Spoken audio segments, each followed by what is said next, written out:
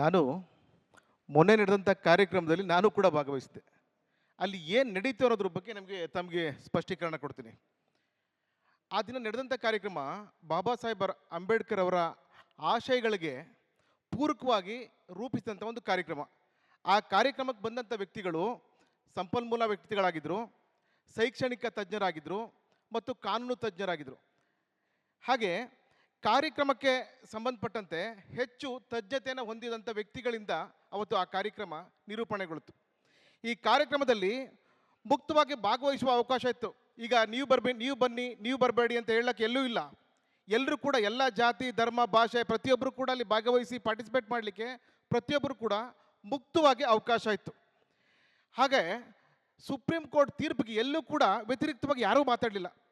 ಆ ಕಾರ್ಯಕ್ರಮದಲ್ಲಿ ಯಾರೋ ಒಬ್ಬರು ಸುಪ್ರೀಂ ಕೋರ್ಟ್ ತೀರ್ಪನ್ನ ವಿಶ್ಲೇಷಣೆ ಮಾಡಿ ಅಂತ ಕೇಳ್ಕೊಂಡಿದ್ದೆ. ಪ್ರೊಫೆಸರ್ ರವಿವರ್ಮ ಕುಮಾರ್ ಏನು ಹೇಳಿದ್ರೆ, ನಾನು ಯಾವುದೇ ಕೂಡ ಆ ತೀರ್ಪಿನ ಬಗ್ಗೆ ಮಾತಾಡಲ್ಲ ಸ್ಪಷ್ಟವಾಗಿ ಹೇಳಿದ್ದಾರೆ. ಅದು ಕೂಡ ಲೈವ್ ರೆಕಾರ್ಡಿಂಗ್ ಆಗಿದೆ, ಅದೆಲ್ಲನೂ ಕೂಡ ತಾವು ನೋಡ್ಬೋದು. ಇಡೀ ಕಾರ್ಯಕ್ರಮವನ್ನು ನಮ್ಮ ಮಾಧ್ಯಮ ಮಿತ್ರರೇ ವಸ್ತುನಿಷ್ಠವಾಗಿ ವರದಿ ಮಾಡಿರ್ತಾರೆ. ಈಗ ಏನಾದರೂ ಆ ಕಾರ್ಯಕ್ರಮದ ನೆಗೆಟಿವ್ ಪಾಯಿಂಟ್ಸ್ ಇದ್ದರೆ ಮಾಧ್ಯಮ ಎತ್ತಿ ಹಿಡಿದು ಅದನ್ನೇ ಕೂಡ ಸಾರ್ವಜನಿಕರಿಗೆ ಬಿತ್ತರ ಮಾಡ್ತಿತ್ತು. ಆದರೆ ಮಾಧ್ಯಮ ಆ ಕಾರ್ಯಕ್ರಮದ ಪರವಾಗಿತ್ತ ಹೊರತು ಎಂದೂ ಕೂಡ ಅಲ್ಲಿ ನೆಗೆಟಿವ್ ಥಾಟ್ಸ್ನ ತಂದಿಲ್ಲ. ಆ ಕಾರ್ಯಕ್ರಮದಲ್ಲಿ ಯಾವುದೇ ನೆಗೆಟಿವ್ ಥಾಟ್ಸ್ಗಳು ಕೂಡ ಇರಲಿಲ್ಲ. ಹಾಗೆ ಪ್ರೊಫೆಸರ್ ಡಾಕ್ಟರ್ ಜೆ ಸೋಮಶೇಖರ್ ವಿರುದ್ಧ ಏನು ಮಾದಿಗ ದಂಡೋರ ರಾಜ್ಯಾಧ್ಯಕ್ಷರಾದ ಕೇಶವಮೂರ್ತಿಯವರು ರಾಜ್ಯಪಾಲರಿಗೆ ಕಂಪ್ಲೇಂಟ್ ಕೊಟ್ಟಿದ್ದಾರೋ ಇದು ಕಾನೂನು ಬಾಹಿರ. ಏಕೆಂದರೆ ಅಂಬೇಡ್ಕರ್ ಆಶಯಗಳನ್ನ ಇಟ್ಕೊಂಡು ಜನಸಾಮಾನ್ಯರಿಗೆ ಅಂಬೇಡ್ಕರರ ವಿಚಾರಧಾರೆಗಳನ್ನ ಯಥಾವತ್ತಾಗಿ ತಿಳಿಸ್ಕೊಡುವಂಥ ಕೆಲಸನ ಸುಮಾರು 25 ವರ್ಷಗಳಿಂದ ಡಾಕ್ಟರ್ ಜೆ ಸೋಮಶೇಖರ್ ಮಾಡ್ಕೊಂಡು ಬಂದಿದ್ದಾರೆ. ನಮ್ಮಂಥ ಕಾನೂನಿನ ಅಡಿಯಲ್ಲಿ ಕೆಲಸ ಮಾಡೋ ವಕೀಲರು ಆಗಿದ್ದರೂ ಕೂಡ ನಾವು ಕೂಡ ಅಲ್ಲಿ ಆ ಸಂಶೋಧನಾ ಸಂಸ್ಥೆಯಲ್ಲಿ ಓದಿ ಅಂಬೇಡ್ಕರ್ ವಿಚಾರಧಾರೆಗಳನ್ನ ತಿಳ್ಕೊಂಡು ಜನರಿಗೆ ಅದ್ರ ಬಗ್ಗೆ ಮಂದಟ್ಟು ಮಾಡುವಂಥ ಕೆಲಸ ಮಾಡಿದ್ದೀವಿ ಅಂತ ಹೇಳಲಿಕ್ಕೆ ನಾನು ಹೆಮ್ಮೆ ಪಡ್ತೀನಿ. ಯಾಕೆಂದರೆ ಒಬ್ಬ ಕಾನೂನು ತಜ್ಞನಾಗಿ ನಾನು ವಕೀಲನಾಗಿದ್ದರೂ ಕೂಡ ಅಂಬೇಡ್ಕರ್ ವಿಚಾರಗಳನ್ನ ತಿಳ್ಕೊಳ್ಳದೆ ಸಮಾಜದ ಮುಂದೆ ನಾನು ನಿಂತ್ಕೊಂಡು ಅಲ್ಲಕ್ಕೆ ಮಾತಾಡ್ತೀನಿ ಅಂತ ಹೇಳಿದ್ರೆ ಅದಕ್ಕೆ ಅರ್ಥ ಇರಲ್ಲ. ನಾವೇನೇ ಮಾತಾಡಬೇಕಾದ್ರೆ ನಾವು ಅಂಬೇಡ್ಕರ್ನ ಓದ್ಕೋಬೇಕು, ಅಂಬೇಡ್ಕರ್ ವಿಚಾರಧಾರೆಗಳನ್ನ ತಿಳ್ಕೋಬೇಕು.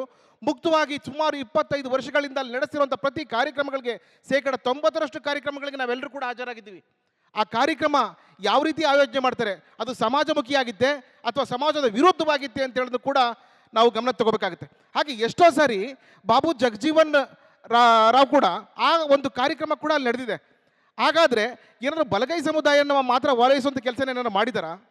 ಇದುವರೆಗೂ ಕೂಡ ಅಂಬೇಡ್ಕರ್ ಶಿಕ್ಷಣ ಸಂಸ್ಥೆ ಹಾಗೂ ಅಂಬೇಡ್ಕರ್ ಆಶಯಗಳು ದಲಿತರ, ಶೋಷಿತರ, ನೋವುಂಡವರ, ಸಮಾಜದಲ್ಲಿ ತುಳಿತಕ್ಕೊಳಗಾದರ ಪರವಾಗಿದೆಯೇ ಹೊರತು ಯಾವುದೇ ಒಂದು ಜಾತಿಯ ಪರವಾಗಿಲ್ಲ.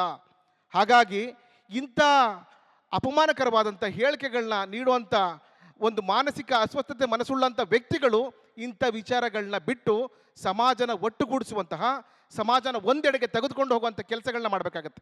ಹಾಗಾಗಿ ಕೊನೆಯದಾಗಿ ನಾನೊಂದು ಮಾತನ್ನು ಹೇಳಲಿಕ್ಕೆ ಇಷ್ಟಪಡ್ತೀನಿ. ಇವತ್ತು ನಮ್ಮ ಮುಂದೆ ಇರುವಂಥದ್ದು ಸರ್ಕಾರ ಬ್ಯಾಕ್ಲಾಗ್ ಹುದ್ದೆಗಳನ್ನ ಭರ್ತಿ ಮಾಡುವಂಥದ್ದು.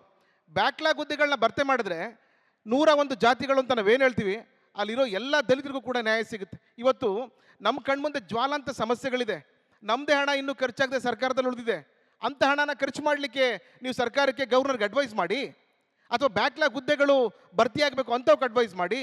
ಮತ್ತು ಯಾವ ಸರ್ಕಾರ ನಮ್ಮ ಹಣನ ಬೇರೆ ವಿಷಯಗಳಿಗೆ ಬಳಸ್ಕೊಳ್ತೋ ಅಂಥವ್ಕೆ ಅಡ್ವೈಸ್ ಮಾಡಿ.